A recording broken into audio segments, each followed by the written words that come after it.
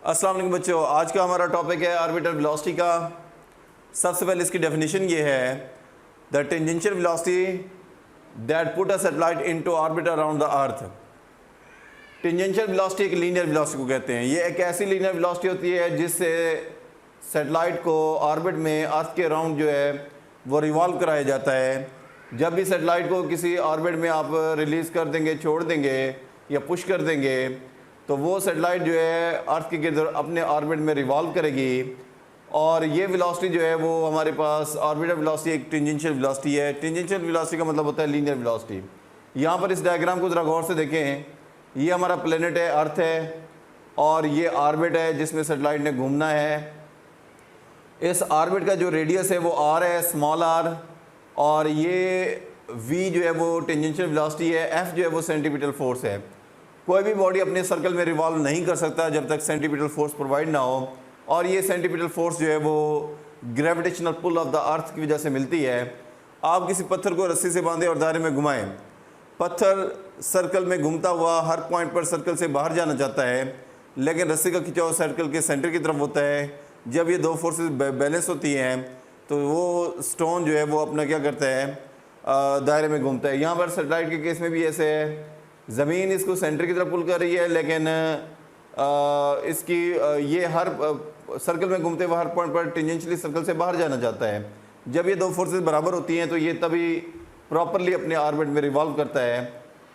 Earth and some other planet revolve around the sun in nearly circular orbit.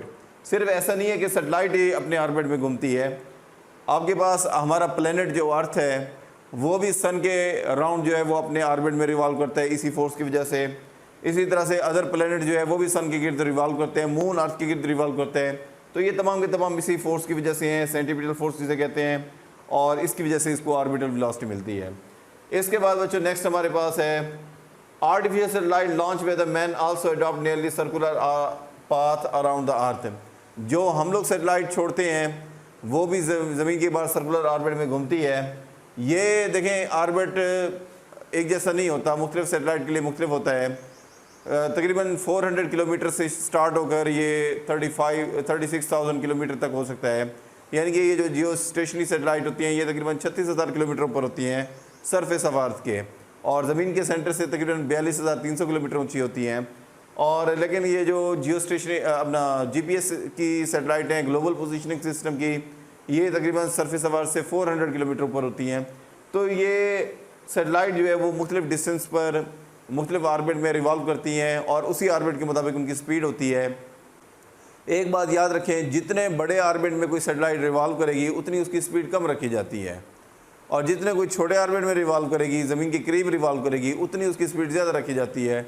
वजह उसकी ये होती है कि ज़मीन के करीब जब वो रिवॉल्व करेगी तो ज़मीन की अट्रैक्शन ज़्यादा होगी, और उसको काउंटर बैलेंस करने के लिए उसको ज़्यादा तेज़ स्पीड से घुमाना पड़ेगा ताकि वो उसको बैलेंस कर सके।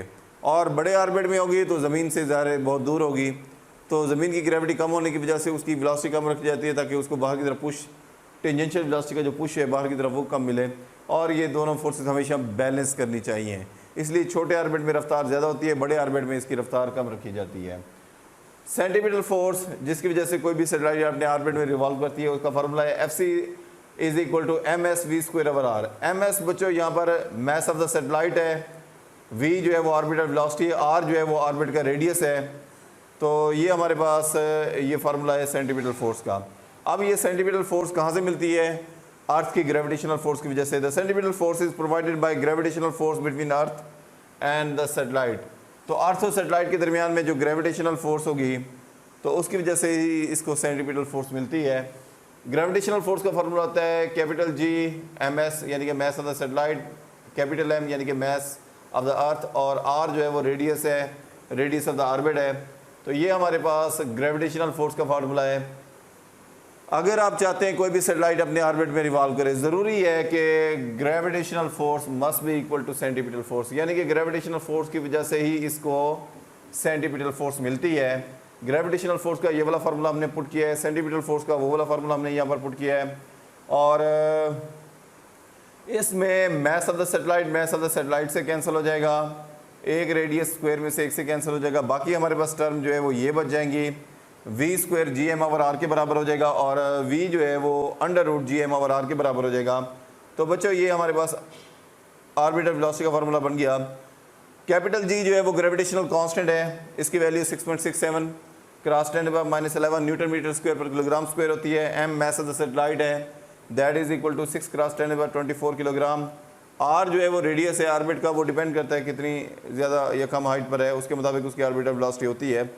तो ये ऊपर वाले दोनों फैक्टर तो कांस्टेंट हैं, तो ज़ाहिर है रेडियस के साथ वेलोसिटी का जो है वो इन्वर्स रिलेशन है, जितना रेडियस बड़ा होगा उतनी वेलोसिटी कम होगी।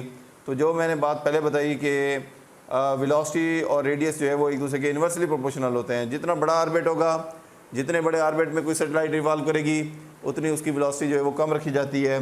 For orbital velocity mass of satellite is unimportant. इसमें आप ये देखें कि इसमें मैस ऑफ द अर्थ तो है, इस फार्मूले में मैस ऑफ सैटेलाइट नहीं है, यानी कि ऑर्बिटल वेलोसिटी इस बात पे डिपेंड नहीं करती कि सैटेलाइट हल्की है या भारी है, यानी कि मैस ऑफ सैटेलाइट जो है वो यहाँ पर इंपॉर्टेंट नहीं है।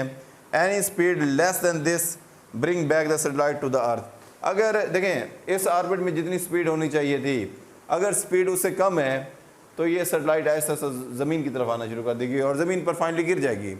और अगर इस ऑर्बिट से स्पीड ज़्यादा है तो ये सैटेलाइट ऑर्बिट से दूर जाना शुरू कर देगी।